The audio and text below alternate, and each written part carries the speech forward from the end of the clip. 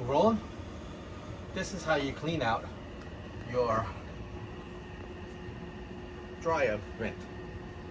We've been doing a lot of drying lately. I'm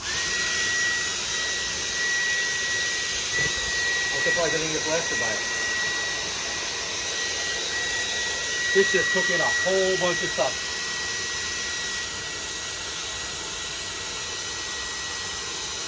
I zoomed in on you. I can see it spinning around in the thing. Yeah, huh? Look at that.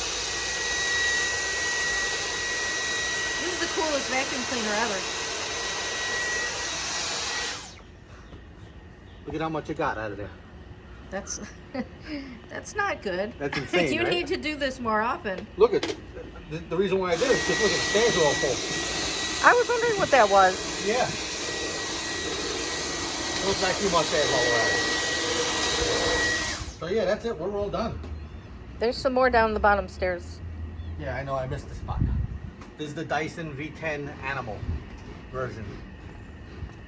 This thing is super strong. Yeah, there's no animals in our dryer vent, by the way. I need a holster for my side. No? Yeah. All right. Yeah.